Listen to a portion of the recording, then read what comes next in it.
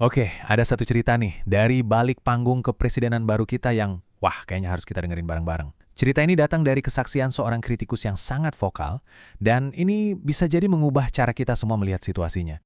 Langsung aja ya kita mulai dengan pertanyaan utamanya. Wakil presiden kita yang baru ini, sebenarnya pilihan atau sebuah skakmat politik? Sebuah langkah yang udah nggak bisa dihindari lagi? Soalnya cerita yang kita dengar di media kan satu hal, tapi ternyata ada cerita lain yang lebih gelap yang mulai kebuka. Dan disinilah semuanya jadi makin misterius. Coba deh dengerin kutipan dari Wapres Gibran waktu deklarasi. Pak Prabowo, tenang, saya sudah di sini.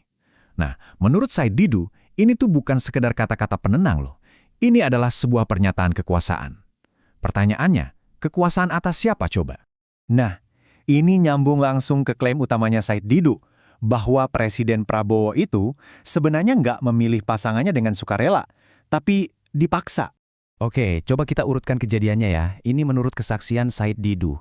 Pertama, calon-calon wapres lain yang potensial, tiba-tiba kena masalah hukum. Terus, jeng-jeng, ada putusan Mahkamah Konstitusi yang seolah-olah ngasih karpet merah buat Gibran. Tapi, ini nih yang paling bikin merinding, ada peringatan halus kalau putusan itu bisa aja diubah lagi. Kayak ancaman kan? Said Didu ngeliatnya begitu. Dan hasilnya? Deklarasi yang serba buru-buru, sepi, nggak ada perayaan sama sekali. Jadi, kalau kita ikutin analisisnya Said Didu, ini sama sekali bukan aliansi strategis, ini skakmat. Presiden seolah-olah udah dikunci posisinya, nggak punya pilihan lain. Kelihatannya sih kemitraan ya kan, tapi dibaliknya, ini adalah sebuah keterpaksaan. Terus pertanyaannya, cerita yang segila ini datang dari mana? Ini bukan gosip loh, sumbernya justru dari tempat yang paling nggak kita duga, di dalam istana kepresidenan itu sendiri. Jadi gini ceritanya. Awalnya, sekelompok kritikus pemerintah yang paling pedes termasuk Said Didu ngumpul. Anehnya, pertemuan mereka ini malah didengar sama Presiden Prabowo. Dan beliau ngelakuin hal yang nggak disangka-sangka, ngundang 5 orang kritikus paling tajam, termasuk mantan Ketua KPK dan Kabareskrim, buat ngobrol 4 mata. Nah, dari pertemuan inilah semua informasi ini bocor keluar. Karena yang terjadi di pertemuan itu, menurut Said Didu, benar-benar kebalik. Bukan para kritikus yang presentasi. Justru Presiden Prabowo sendiri yang ngeluarin data rahasia tentang masalah paling besar yang lagi dihadapi negara kita.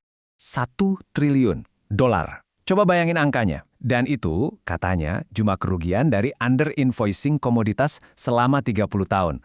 Belum termasuk penyelundupan. Skala korupsi yang diungkapin Presiden ke para tamunya ini, gila, benar-benar di luar nalar. Dan file yang disebut perampokan negara ini, kata Said Didu, detailnya luar biasa.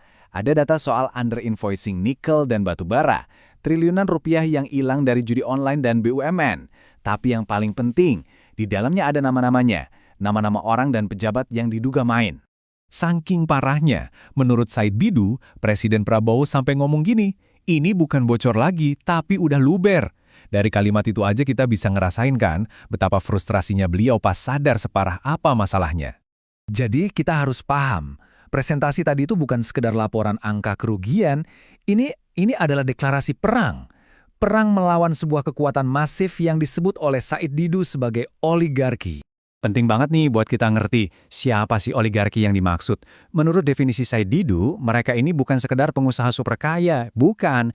Mereka ini adalah orang-orang yang bukan cuma cari untung, tapi juga bisa nyetir politik, bikin undang-undang, sampai ngatur aparat hukum buat keuntungan mereka sendiri. Biar gampang bedanya gini deh, pengusaha biasa itu main di dalam sistem. Nah, kalau oligark, mereka ngubah sistemnya biar nguntungin mereka. Pengusaha biasa ikutin hukum, oligark bikin hukumnya. Beda banget kan? Inilah yang bikin mereka jadi ancaman serius buat negara. Dan menurut Said Didu, tentakel kekuasaan oligarki ini ada di mana-mana. Mereka ngontrol politik lewat dana pemilu yang mahal, mereka nulis undang-undang yang pro mereka, ingat kan UU Minerba sama Cipta Kerja yang kilat itu? Mereka juga bisa pakai aparat buat ngelindungin bisnisnya, dan ujung-ujungnya mereka nguasain sumber daya alam kita. Kedaulatan negara katanya, udah mereka genggam. Semua fakta ini kalau digabungin, ngarah ke satu kesimpulan yang, jujur aja, serem banget. Ngelawan kekuatan sebesar ini bukan lagi main catur politik biasa. Ini udah jadi pertaruhan nyawa.